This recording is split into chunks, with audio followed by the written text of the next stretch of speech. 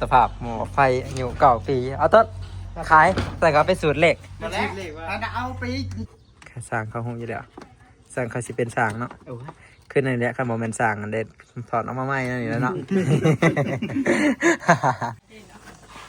สบายดีย้ำแรงพี่น้องเมื่อนี้นะ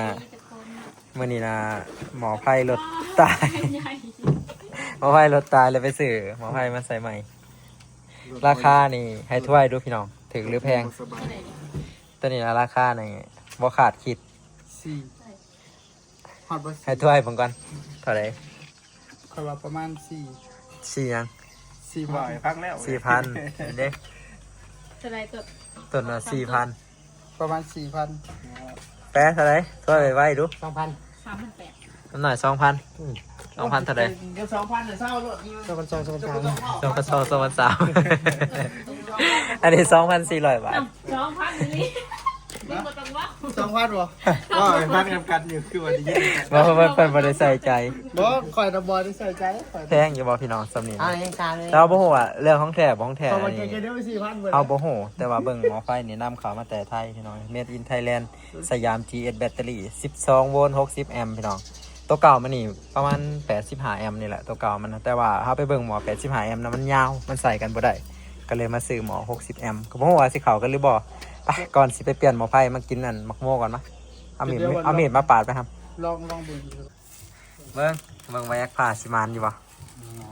โอ้แน่นอนเลยว่ะกินคลายหอนหรือกินเป็นวัดตด กินเป็นวัดกับ ต้องมาได้สิไปกรุงเทพนะ เดือน6ในเงินหลายประมาณกรุงเทพมันบ่ได้ถามน้องพอแต่งเมียแต่งลูกแต่งเมียได้อยู่ติ พ่อจะได้ลิ้น ว่าแต่ได้หลินบ่เกือบมันจุบรถจักรกันแล้วเนาะแต่ว่ายังบ่จุบไปอีกรอบนี้คือสิจุบอยู่ ไปหลับเมื่อกี้ดิ สบายคนกับสิไปคือกันพี่น้องไปเกาหลี เบิร์ด ไปเกาหลีได้เพิ่นว่า เบิร์ดสื่อโทรศัพท์เบิร์ด ซื้อโทรศัพท์บ่ เมื่อกี้ ผู้อยากกินก็จ้องอยู่มือกันกระแจน่ะบ่มีนะปากสิหาไปเลาะซื้อใส่ก็บ่มี มันมีแต่ปากที่พกเลย โทรยืมในอีกทีเราว่ามีเอาน้ำลายไปเลยไปกินกัน จะไปเชื่อสุพรรณเนาะ มาเด้อ มาเด้อ มันก็หวานคือคนสื่อแล้วเนาะ แสบเลย โมแสบเนาะมาสื่อแต่เก่าไม่ละหมากที่ช่วยแสบหมกโมแสบหมกโมตอนแรกนะว่าสิพาเขาเอื่อยกับเขาหนองไปเที่ยวแข่งขมวนพี่น้องมาแล้วมาติดว่าสิติดจ้างรถไปสองกับบอต้นเพราะว่าเสียงแหลกพวงมาลัยน่ะมันดังพี่น้องทางเอสมันเป็นแหลกน้ำมันนะก็บอกว่ามันเป็นน้ำหยังก็เลยว่าจะรถไปสองมาแล้วขึ้นไปเบิ่งรถแหละกระแจกันยังเสียบอยู่ในรถอยู่ห้างแล้วลืมเอาออกน่าสิเป็นแบบว่าห้าเสียบกระแจไว้แหละมันบ่ตัดไฟเนาะแล้วมันก็เลยเฮ็ดให้อันแบตเตอรี่มันน่ะเบิดจนบ่เหลือพอดีเลยพี่น้องแล้วบัดทีนี้เอาหม้อสากไฟมาสากเบิ่งกันคือเก่าพี่น้องเอ้ยบ่มีไฟมีแต่มีบ่แห้งนะแบบยังบ่ถึงระบบมันจอบ่ฮู้ซ้ำก็เลยได้ไปซื้อหม้อไฟตัวใหม่ลืมแนวบ่คาดคิดเนาะลืมกระแจไว้ในรถ มื้อนั้นน่ะเมื่อยแห้งมาก็ประมาณ 7-8 โมงแรงนี่แหละมาแต่สวรรค์เขตเพื่อมาฮอดบ้านก็เลยแบบลงรถแล้วลืมเอากระแจออกมาเปิดเบิ่งก็คือว้าวเลยพี่น้องเอ้ยไฟบ่ย่างจักดิแต่มื้อนี้ก็เลยว่าสิซื้อหม้อไฟมาเปลี่ยนใหม่ลองเบิ่งใส่เบิ่งว่าสิได้หรือบ่ลองใส่ด้วยตัวเองลองเบิ่งจะมีบ่อยากอยู่เพิ่นเป็นสร้างบ่อยาก โอ้โหก็ยังเหี่ยว เอ้าเฮาพาหมกโมกินแต่ซุมผู้ชายผู้หญิงก็มากินนำบ่ได้ไปเที่ยวแล้วหม้อไฟรถบ่มี ก็ซื้อมาใส่เลย ซื้อมาใช้ใหม่ก็บ่ทันได้ใช้ เมื่อยังต่างสงบอยู่ในตี เพราะว่าจะได้ไม่เป็นกระต่ายเรา น้ำมันแพงเนาะ มึงก็อยากไปบ่ โอ้ยก็จะไปเถอะไปเลยจ้ะอื่นไปเลยคน ฮะ ให้รถไทยจอดได้ขาย ถามกันก่อนเราขี่รถไทยไปเป็นยัง ให้รถไทย กันไปเลย รถไทยแห่งเปลืองน้ำมันนะซื้อชุดใหม่ละ ก็พอเอาไปกับไปเถอะ ขอควรระวังห้ามลืมกระแจไว้ในรถขบวนทางนั้นแบตสิเบิดเกลี้ยง เขาเคนบอกก็บได้บอกไอ้ก้นมันเป็นคนลืม ระวังอันตราย ไฟใส่หมวกกันน็อกใส่แว่นตา ต้องสวมเครื่องป้องกัน ทำ วางให้พ่นมือเด็กเอาออกก่อนมันยังหน่อยอยู่ เห็นเลยเขาบอกว่าไง ระวังอันตรายจากสารกัดก่อนศึกษาวิธีขอแนะนำวิธีใส่ระวังอันตรายจากการระเบิด เอาไปทิป มาทิพย์ บกล้าใส่แล้ว ขึ้นนะไปยัง มีแต่แนวอันตรายนักบ่เลย เอาเป็นจานบางอย่างก่อน สร้างเป็น สั่งเป็นนักบอก เบิร์ดมีน้ำกรดเลย นี่ก็มีแล้ว หมอดูหมอเนี่ยหมอไพ่วะหมอไพ่ พี่น้องไปใส่ แต่ว่ามันบ่ให้เติม ตายคือตายเลยเติมก็ได้แล้วน้ำลายดีเลยเจ้าน้ำบ้ามันเป็นสีฟ้าเว้ย ใช่เบิ้ง ในแก้วมัน เฮ้ยปกติไอ้กอทอนก็ถ่ายคลิปมันก็มี พันมันเรื่องกับบ่มีเลยใส่หม้อไฟใหม่ลองเบิ่งนะ โมเมนต์สร้างแต่เป็นแสงกับแป้งรถเองได้ เบิ่งพี่น้องมันสิได้หรือบ่สิได้หรือบ่กระเทียสร้างเพิ่นนะมื้อนี้อ่านแล้วมาแปลงให้พ่อยืมกระเทีย เอ้ย เริ่มหมอสาบใต้กับนี่แน่ รุ่นใดอ่ะ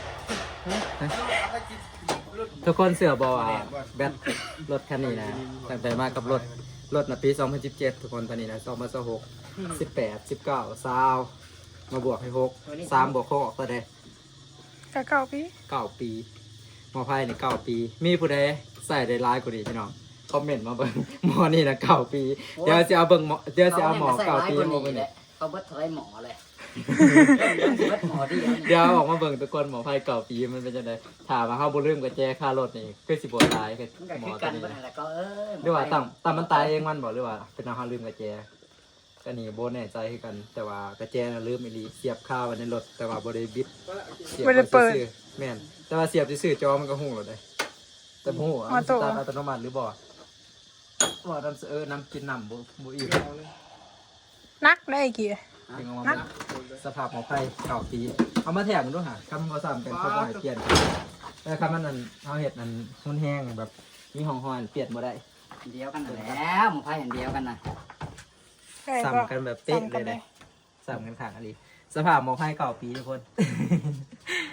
หมดนี้ซียังเหลือ เอาประเด็นกล้าม อันนี้9 ปีอันนี้ แต่ว่าตัวนี้เนี่ยจะเป็นอันหมอไฟอัน GS คือกันนั่นแหละ GS อัน DIN คือกันแหละแต่ว่าน่าจะเป็นอันบริษัทฟอร์ดสร้างให้ผลิตโดยเฉพาะเดี๋ยวไปเบิ่งสร้างมาติดตั้ง ของเดี๋ยว เปล่าขนาดเราสร้างกันเนาะแบบยังมีงานอยู่หากลับมาซอย หมอหม่องสร้างที่เก่าเนาะ ลองนะนี่ยืมกระแจแหละยืมคนมาผอม ลองเบิ่งพี่น้องสิได้ดูบ่ หมอไพ่ใหม่บ่ได้มันก็ไปเปลี่ยนแล้ว เปลี่ยนรถบ่ เปลี่ยนรถคันใหม่เลยแบบนี้ ตัวนี้นะปกติน่ะแลกไฟฟ้าพี่น้องแต่ว่าแบบแลกไฟฟ้ามันแพงอะนะเขาเจ้าของเก่าเขาไปใส่เปลี่ยนเป็นแลกน้ำมันก็คือเป็นแลกไฮดรอลิกปกติแล้วสิเป็นแลกไฟฟ้ามันสิกินหมอไฟแห้งครับเป็นแลกไฟฟ้าแต่อันนี้เฮาบ่ได้ใส่แลกไฟฟ้าแล้วพวงมาลัยเฮาใส่เป็นแลกน้ำมันก็สิหมอ60ก็คือสิอยู่ตัวนี้น่ะเขาว่าหมอ85ตัวเดิมมันนี่ ใช้เบิ่งรูป เฮาบ่เห็นแล้วเลขมันน่ะมันลึกบ่เลย เบิ่งด้วยเบิ่งไว้สองขา เบิ่งในสภาพ อันนี้สงสัยก็หันใส่มันได้นี่ เอามาถอดออกโมเมนทันใส่เลยกุ้มถอดออก เอาอันโตอันบวกใส่ก่อนเอาตลบใส่ข้างหลัง แหนนเยอะ กเอาที่เนี่ย พอมันเอาออกเนี่ยเอามาอยู่เฉยก็พอ ลองมึงก่อน อย่าเอาตัวอันบวกใส่ก่อน มึงอย่าบ่มันสร้างมันจะเฮ็ดแม่บักต้น ตาย ว่ามันจุกันเลยคือเก่าเลยเนาะจุโครงเล็กเลยนะเอาเนี่ยมาอันห่อไปด้วยเอาอันเสือผ้าแพร่ก็ได้ จูมันก็บอกเกี่ยวลบโมเมนต์บวก ฮะ โมเมนต์บวก ไปหักกับปลอดภัยไว้ก่อน มันบ่มัดดอกจุกอ่ะ เบิ้งเดี๋ยวสิห่อไว้นี่ บ่ฮ้อมันก็บ่เป็นหยังดอก เอา จ้า อะไรเอาเราสิมาอยู่กันเลย อันนั้นเอาหนับตัวนี้ เดี๋ยวเอาใส่ไม้ตรอก่อนนี่ อันนั้นเขาปลอดภัยไว้ก่อนเพราะว่าพอมันเทมาแล้วมันบานปลาย หาหนอดมันเอาไป โอเค สร้างรุ่นนี้อยากใจห่อนนิดนึงเนาะ สร้างจนมีใจห่อนเลย มันเงียบเลยพี่น้องรถนะแบบเปิดกระแจก็บ่มีหยังเกิดขึ้นเลย ได้กระแจ ก็ มัน คือซีเมนต์นั่นแบตแหละ มันบอกว่ากระแจ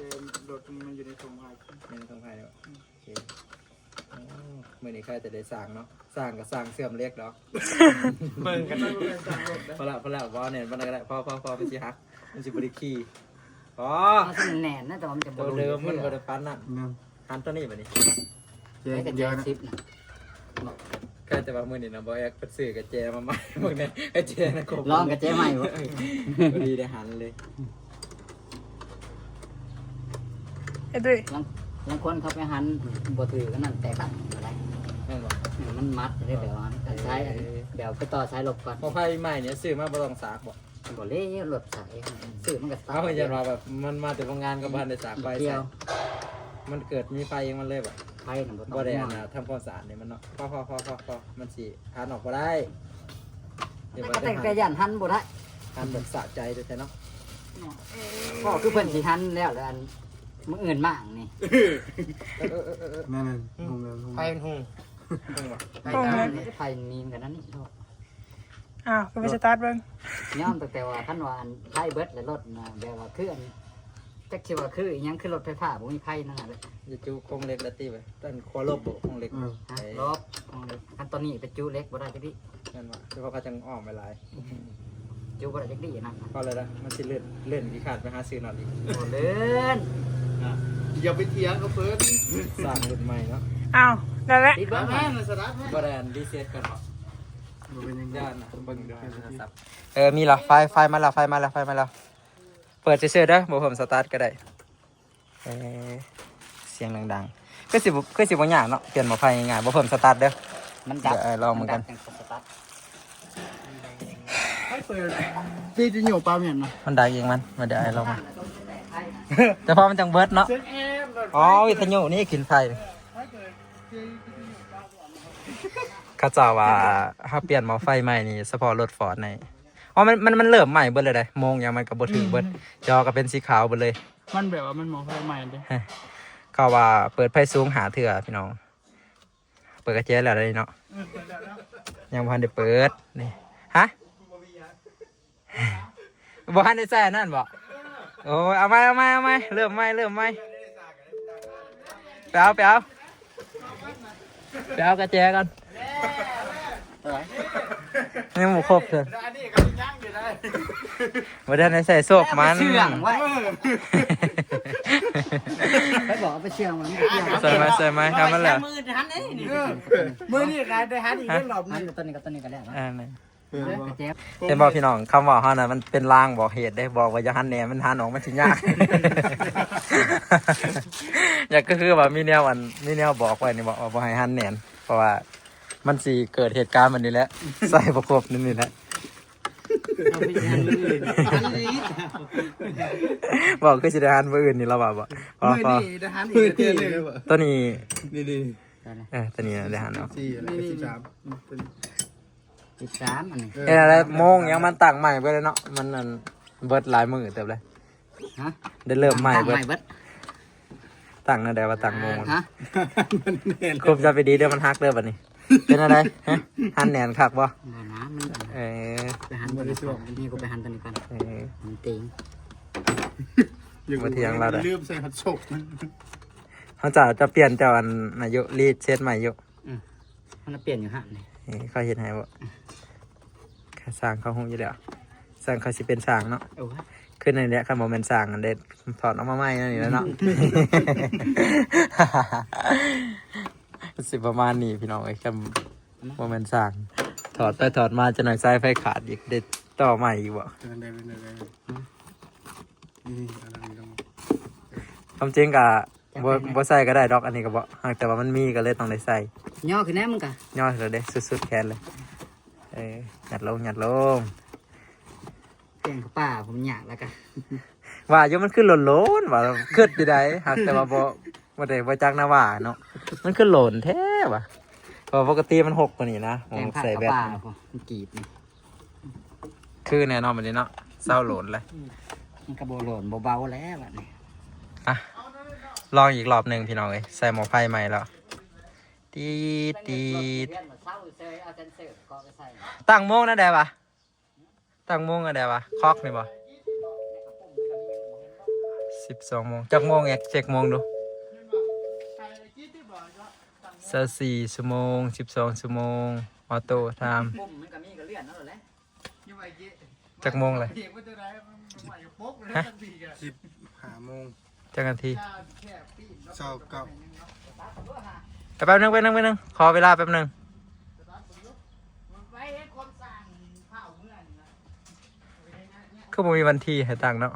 อยู่เส้นหนามได้มา เจ๊ร้านน้ำเปียก เขาบอกว่าให้ดึงไพ่สูง5 บาทเราต้องลองมาก่อนทุกคน1 2 3 4 5อย่าเบรก5 บาทเอ้าคือแข็งแต่เบรก1 2 3 4 5เบรกคือแข็งเท่าปะ